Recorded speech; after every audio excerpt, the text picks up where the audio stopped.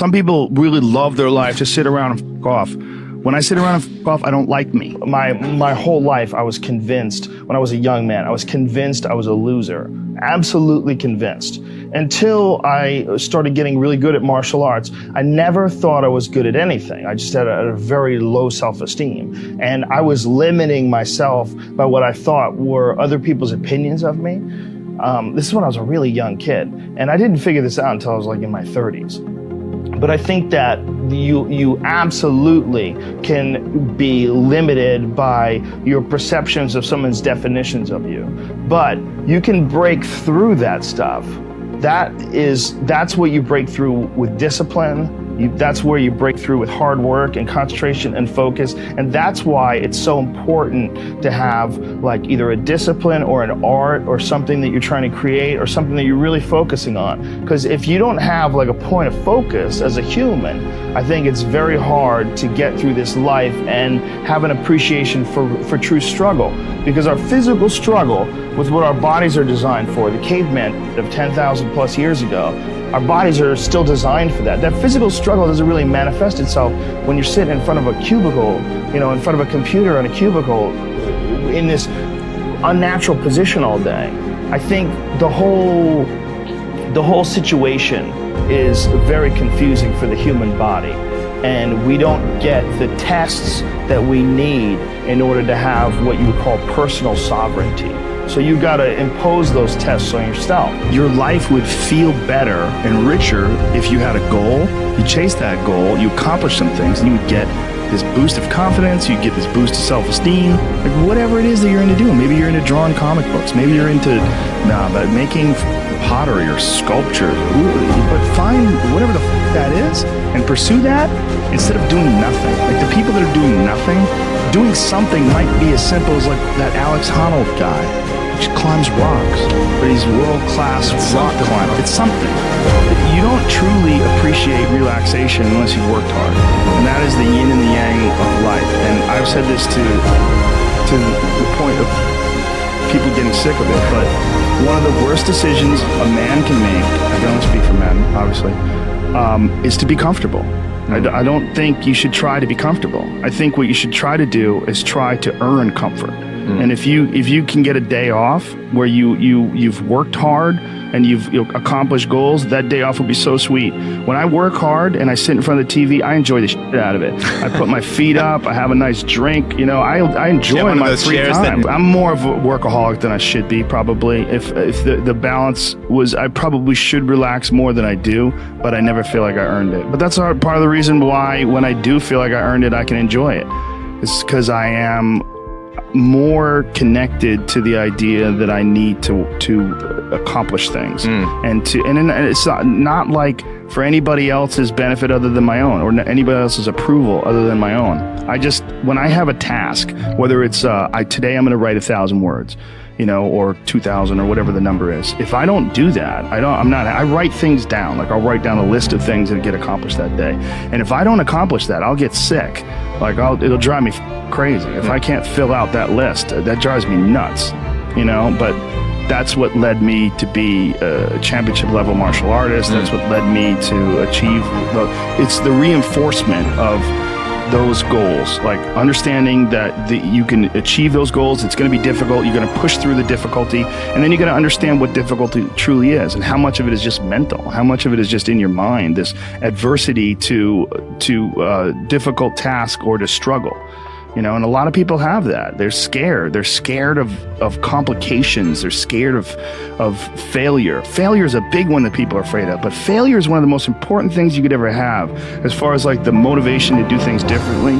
One of the reasons why I think that I'm good at friendships and relationships is because I've failed at them in the past. One of the things that I'm good at comedy is because I've bombed on stage. One of the reasons why I'm good at work is because I've been a shitty worker in the past, and I know the feeling of failure, the feeling of shame, of being like a weak, non-motivated, lazy person. It's a weak feeling. You don't respect yourself, and I have this phrase that I use all the time to people to try to motivate people. I say that be the hero in your own movie. Pretend that if your life was a movie and your life started now, what would the hero do? What would the person that you respect do? What would the person that you admire, person that inspires you, what would they do? Well, do that. And if you do that, you slowly build momentum. You like, today I did what I wanted to do. Today I started a class in yoga. I did this. I did all these things that I was saying I wasn't going to do. And now I feel momentum. And momentum is a very important point in people's lives. That's why some folks don't like to take days off, because they feel like they're losing momentum and they sort of have to restart the wheel up again after a vacation. Before I was successful, I realized it was stupid. Long before, because when I was like an amateur, I would see guys that were killing, and I'd be like, him, like, why is he doing good? Like, that guy sucks, and this guy sucks, and you know, how come he got this and he got that? And then I remember thinking, like, this is a gigantic waste of time. And I got into comedy because I'm a fan of comedy. And my concentrating on people that suck or being jealous about people that are doing well does me zero good. But instead, if someone does well, I can be inspired and I can get fired up by it. I mean, I figured this out in my early 20s. I was like, okay, this is I have a poor way of looking at it, because it's a martial arts thing. Because in martial arts, like, you can't be jealous of someone else's ability. You have to realize you might have to fight them someday. So by realizing that they're really good, you're forced to be objective about it, and you have to go to work. Like, you have to go, that guy's better than me. I got to get better. And you have to go to work. Right. There's no positive benefit in underestimating someone. The one thing that discipline definitely does help you with is it helps you get things done. And when you get things done, when you actually do things, you have more success. If you have more success, and sometimes a big part of success is just not being lazy and just doing it. Yeah. That's like 90% of it is just showing up. Get there and start working. Like, you're not going to feel perfect every day. If I only worked out when I felt good, I'd be a fat because there's a lot of days I don't want to do it. It's pretty much the same with everybody that actually gets good at something. There's got to be those days you push through, and they're probably going to be more numerous than the days you don't. And so the benefit of discipline in my eyes has always been that through discipline I get things done. I always say that I'm like the most lazy, disciplined person I know, because I don't want to do it. Yeah. But I always do. A bunch of people that will say, yeah, well, I have a family, so, it's a great idea for you to just go out there and go crazy. I have people to support. You need to listen.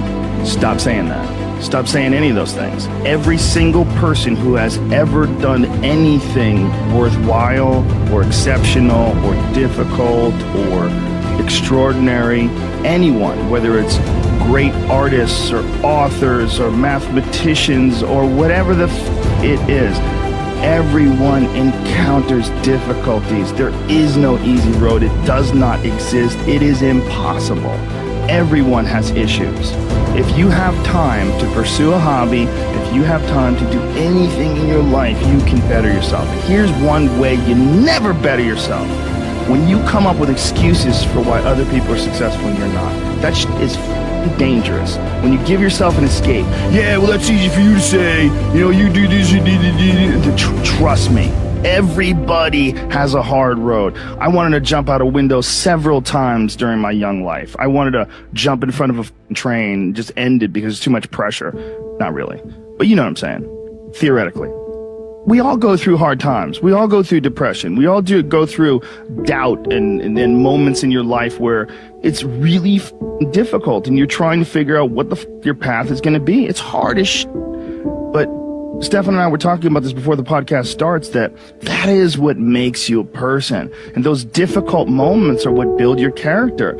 Show me a great man who's the son of a great man. That's what we're saying. These kids that are born billionaires, you're never going to be a self-made person.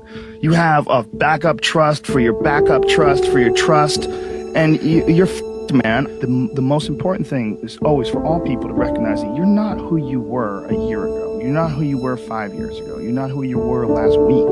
You're who you are now, and this is the only you have control over.